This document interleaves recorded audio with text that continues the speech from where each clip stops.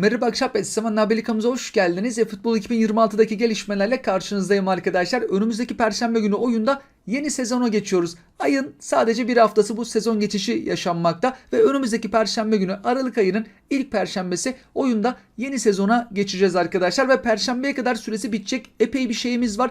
Kampanya içerisindeyiz ve bu kampanyanın da son haftası, son günleri. Muhteşem Cuma kampanyası başlamıştı. 2 haftalık bir kampanya. Biletlerden özellikle de 4 tane altın biletimiz var. Futbol parası çıkarıyoruz. 3000'e kadar, maksimum 3000'e futbol parası çıkarma ihtimali vardı. Ama az arkadaşımız 3000, 1000 gibi futbol paraları çıkardı. Çoğu arkadaşımız yorumlarda da yazmıştı. 50 ve 100 futbol parası çok fazla verdi Konami. Bu kampanyadan biletlerden futbol parası, diğer öğeleri kazanmaktayız. İbrahimovic koreografisi vardı. Eğer yeni bir hesap açarsanız da arkadaşlar Perşembeden önce buradakileri toplayıp şansımızı deneyebiliriz. Yedek bir hesabınız vardır, girmediğiniz bir hesabınız varsa girip buradaki hediyeleri alabilirsiniz. Perşembe günü bunlar kaldırılmış olacak. Biletlerden de kazandıklarımız, kazanabileceklerimiz bunlar da 3000 futbol parasını bir kere vermekte. Onu verirse bir daha sarı biletlerden 3000 vermez, 1000, 300, 100 gibi bunları çıkarabiliriz. Koreografi olarak İbrahimovic'in koreografisini de kullanmak istersek alıp kullanabiliriz arkadaşlar. Giriş bonusu da kampanyadan dolayı 2 haftalıktı. Perşembe günü sona erecek. Görevlerimiz, hedeflerimiz. Burada futbol parası yoktu. Diğer hediyeler vardı. Tur etkinliği, burada da futbol parası yoktu. Öğeler, DPGP gibi hediyeler bulunmaktaydı. Futbol parasında indirim kısa süreliydi arkadaşlar. İndirimli futbol parasını almak istersek Perşembeye kadar süremiz var. Bir oyun içerisinden alabiliyoruz. Bir de Konami'nin yönlendirdiği bir site var. Konami de kendi resmi web sitesinden bu siteye yönlendiriyor arkadaşlar. Steam'de oynuyorsak oradan da indirimli alabiliyoruz. Ya da mobil için bir tane paket var burada. 1399 lira 7300 futbol parası. Bunlar da sınırlı süreliydi arkadaşlar. 4 Aralık tarihine kadar, Perşembeye kadar süresi bulunmakta. Oyundaki ülkede burada çok önemli ama oyunda mesela Japonya seçen arkadaşlarımız varsa bildiğim kadarıyla alamıyor arkadaşlar. Oyunda seçilen ülke de burada çok önemli. Hatta başka ülkeleri seçen arkadaşlarımız yorumlarda da yazmıştı alamadıklarıyla alakalı. Almayı düşünürsek de Konami'nin yönlendirdiği bu Code Shop sitesi ya da oyun içerisinden Play Store ya da iPhone'dan oynayan arkadaşlarımız App Store üzerinden de alımlarını gerçekleştirebilirler. Epic paketimiz, İbrahimovic'li paket 2 haftalık açıklanmıştı. Perşembe günü süresi sona ermekte arkadaşlar. Japonlara bir tane oyuncu hediyesi vardı ya. Aslında oyuncu hediyesi değildi arkadaşlar. Bir tane ücretsiz açma hakkı bu paketten verildi. Bize bir tane, Japonlara 2 tane gitti. Öyle çok büyük bir hediye de olmadı. Bu paketimiz Perşembe günü geldi. Daha önce gelen epikleri Konami bir daha getirdi. Showtime paketler, birer tane ücretsiz açma hakları var. Player of the Week paketi önümüzdeki hafta 2 tane gelecek arkadaşlar. Hem lig hem Şampiyonlar Ligi. Ben en çok Mbappe'nin kartını merak ediyorum. 4 tane gol attı. Kafasıyla attı, ayağıyla attı. Bayağı iyi bir kart. Mbappe'nin önümüzdeki Şampiyonlar Ligi Player of the Week paketinde yani en azından bir Showtime gibi kartı olması lazım. Güçlendirici olmalı, bitiriciliği çok iyi olmalı. Kafayla da gol attı. Öyle de iyi özelliği olması lazım. Bakalım nasıl bir Mbappe kartı getirecekler. Bu Player of the Week paketinde Fenerbahçe'den Asensio var. Ligimizden sadece bir oyuncu tercih etti Konami. Asensio'da Capello menajeriyle baktığımızda çoğu özelliği yüksek seviyeli. Savunma kötü ama hızlanma 90'a yakın. Şut gücü 91. Paslar 80 üzerinde. Bitiricilik 89. Capello'da bir seviye oraya vermekte. Top kontrolü, top sürme, sık top tutma oralarda yüksek. Ofansif farkındalığı da var. Falsosu da 87. Kafa vuruşu zayıf olduğu taraf. Duran topu 78. Oyun tarzı boşluk kollayan oyuncu. Tabii güçlendiricinin çalışmasıyla birlikte 100 seviye. Pakette Menyan 102'ye kadar çıkıyor ama bazı menajerlerde çıkıyor arkadaşlar. Her menajerde 102 olmamakta. Seviyelerde bunlar, bazı menajerlerde bazı oyuncular bir seviye daha yukarıya çıkabilmekte. Tur etkinliğimiz, klasik etkinliğimiz Perşembe 2 tane gelecek arkadaşlar. Hem Şampiyonlar Ligi hem de Lig Player of the Week paketinden ücretsiz açma hakkı veren etkinlikler gelecek. Bu kampanyadan dolayı olan etkinliğimiz Perşembeye kadar süresi var. Penaltı etkinliği. Bazı arkadaşlarımız arkadaşlık maçı oynayamama imkanı oluyor. O an bir arkadaşı olmuyor ya da evde birden fazla telefon yoksa hızlı maç kasmak için penaltı etkinliği de oynamakta. Bu etkinliğimizden 50 futbol parası kazanıyoruz. Avatar olarak da Kagawa'nın avatarı var. Almayı düşünürsek Perşembeye kadar süresi var. Perşembe günü yeni bir avatar simgesi oraya eklenecek. Adaylı sözleşme paketi önemli arkadaşlar. Yüksek seviyeli oyuncuların yer aldığı bu paketin süresinin bitmesine az bir zaman kaldı. Burada Van de Ven var. Valverde var. Openda var. Belki alabileceğimiz isimler. Adeyemi var. Perşembe günü yeni adaylı sözleşme paketi gelecek. Klasmanlar da Perşembe günü güncellenecek arkadaşlar. Bunun da hediyeleri Perşembe günü verilecek. Oyunda bugün biteceklere baktığımızda pazartesi günü gelen Eden Hazard Kagawa Scholes'lu paketin bugün son günü. Tur etkinliği klasik etkinliğimiz ama adaylı sözleşme 5 yıldızlı adaylı sözleşme verilmekte. Eğer oynamadıysanız bunu oynayabilirsiniz arkadaşlar.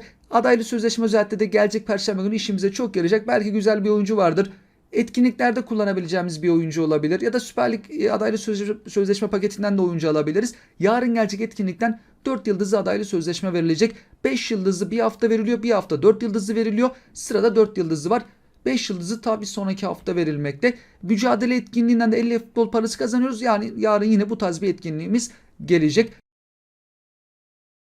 Yarına geçtiğimizde klasik pazartesi etkinliklerimiz ama adaylı sözleşme 4 yıldızlı olacak. Barcelona epik paket. Biz Messi, Neymar gibi isimler beklerken bambaşka isimleri Konami tercih etti. Atletico Madrid Club Selection paketi de gelecek arkadaşlar. Atletico Madrid'de yer alan isimler bu isimler. Burada en yüksek seviyeli isim Alvarez olacaktır. Kaleci Oblak var. Llorente, Lenormand gibi isimler pakette bulunmakta. Epik pakete baktığımızda Romario santrafor futbolcusu, canla başla bitiriş becerisi var. Bir de bu Will Power, İbrahimovic'te gördüğümüz beceri o da var arkadaşlar. Şut çektikçe daha iyi şut çekiyor. En iyi şutunu da 8. şutta çekmekte. Böyle artıyor özelliği. Bu becerinde öyle bir katkısı var. Yani ilk başlarda belki öyle çok iyi şutlar, aslında iyi şutlar çekecek ama gitgide daha da etkili şutlar çekiyor. Bu tarz bir oyuncu elinizde varsa, İbrahimovic ya da Romario çıkarsa bol bol şut çekmek lazım. En güzel şutunu ise 8. şutta çekiyor. Koman'a baktığımızda low screamer becerisi, bu alçaktan etkili vuruş yapan beceri stoper futbolcumuzda var. Yıkılmaz kalesi. Guardiola'da da pas becerisi var. Çok yüksek seviyeli ama olmadı Guardiola kartı. Bu paketteki renkli kartlara baktığımızda Gomez, Grimaldo, Trincao diğerlerine biraz daha seviye olarak yüksek seviyeli, herhalde böyle maksimum 100 seviyeyi zorlayacaklardır ya da 99'da kalabilirler. Epiklere baktığımızda epiklerin seviyeleri belli oldu arkadaşlar. Koeman yok edici 105 seviyeye kadar çıkıyor. Ben birçok menajerde baktım 105'e kadar da çıkmakta. Defans bastım ikinci güçlendirici olarak. Mesela Martinez birçok arkadaşımız tarafından kullanılmakta. 105 seviye. Fabregas da 105 seviye. Oyun tarzı yok edici. Boyu 1.82. Stoper için öyle çok yüksek boylu değil kendisi. 81 kilo. Otomatik basımdaki özellikleri bu şekilde. Savunma özellikleri çok güzel ama hızlanma değeri öyle çok yüksek değil. Öyle atletik Thuram gibi hızlı bir isim değil.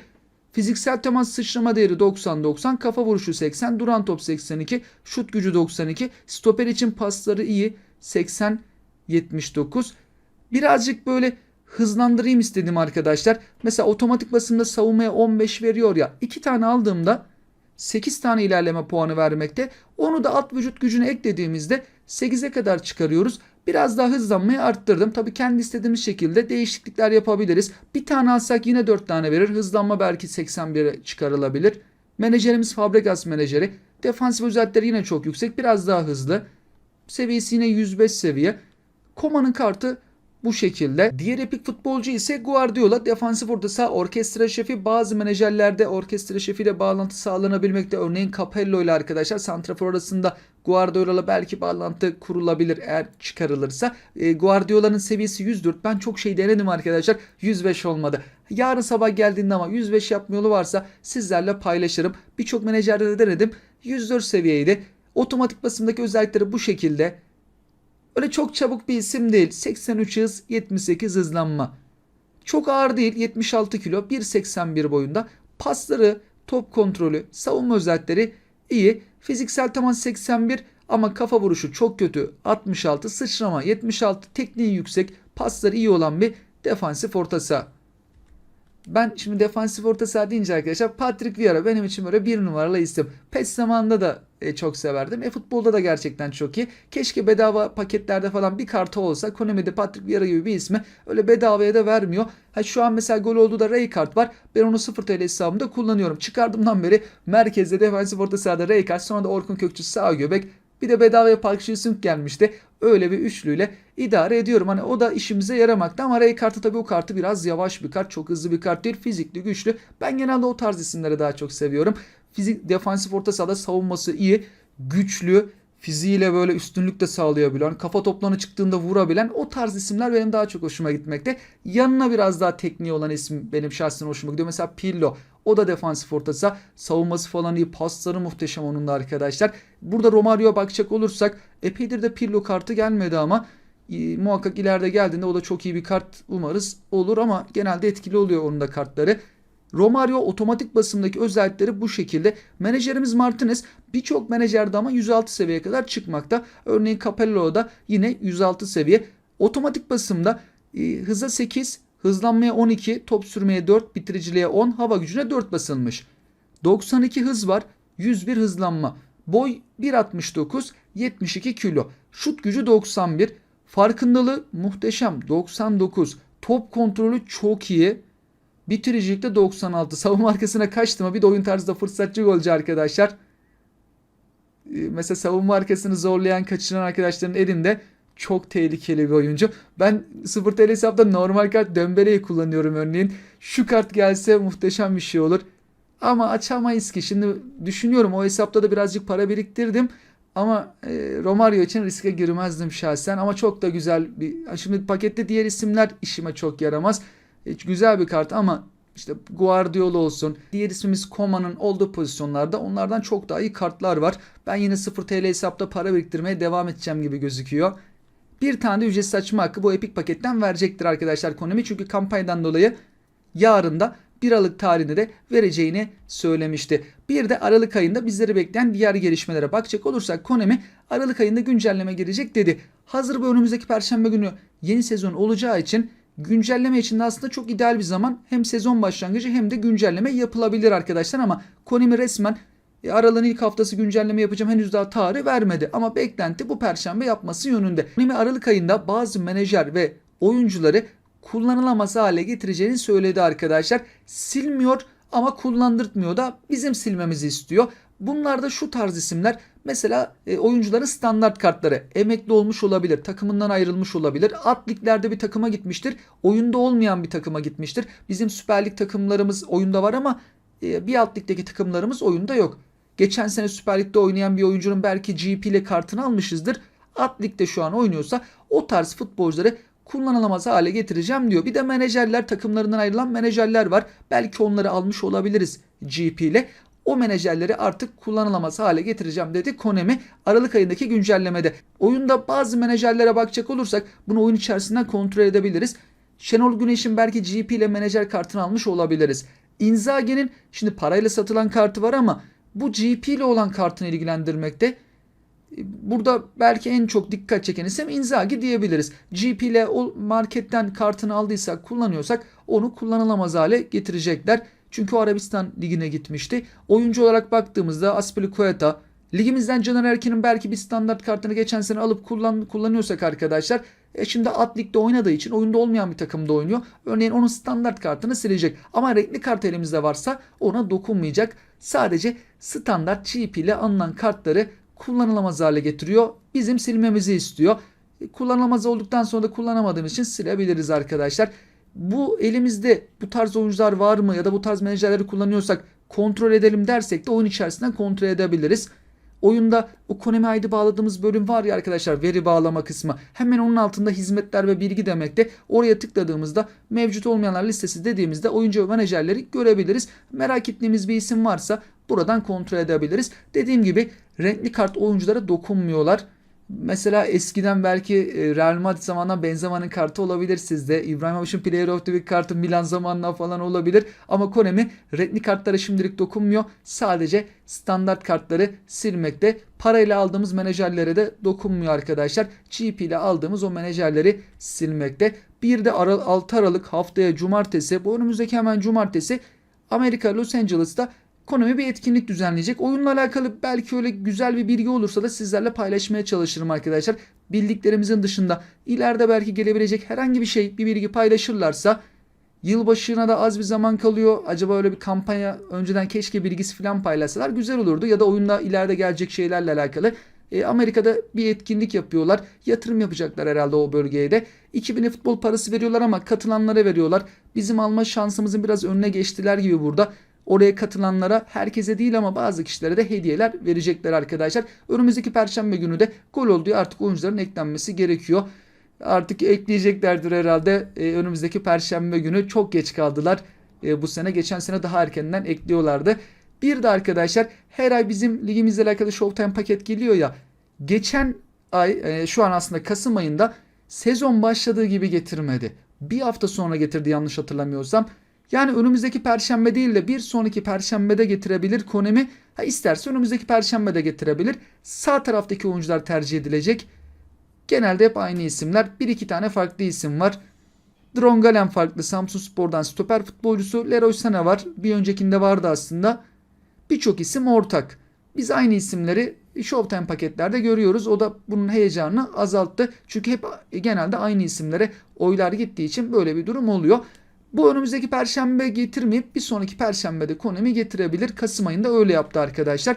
Bir de ben döndüm baktım geçen seneye. Yılbaşına az bir zaman kaldı ya arkadaşlar. Şimdi Aralık ayında yeni sezonumuz var. Yılbaşı kampanyası var. Tabii bir de arada güncelleme yapacağız arkadaşlar.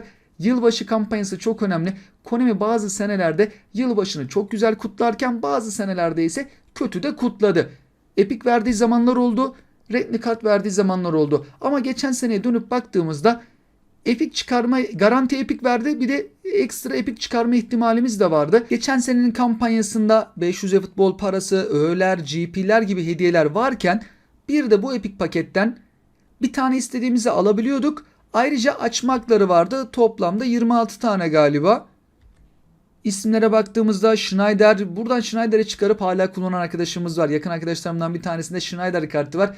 Buradan çıkarmıştı. Belletti, Sabek, David Villa, Santrafor, Ljungberg, Schneider, Fletcher açılımlar yapıyorduk. Daha sonra sol taraftan da istediğimizi alabiliyorduk. Bu serinin kampanyası tabii ne zaman başlar bilinmez arkadaşlar ama Konami Aralık ayının ortalarında kampanyayı belki başlatabilir. Yine aynısını getirmez. Konami aynı kampanyayı her sene yapmıyor. Değiştirecektir. Umarız bu sene de Epic, Showtime gibi güzel böyle kartlar verirler. Hani Showtime değil de keşke Epic verseler arkadaşlar. Epic'ler daha avantajlı olmakta. Bir de seviyesi yüksek, işimize yarayan Epic'ler olursa da çok güzel olur.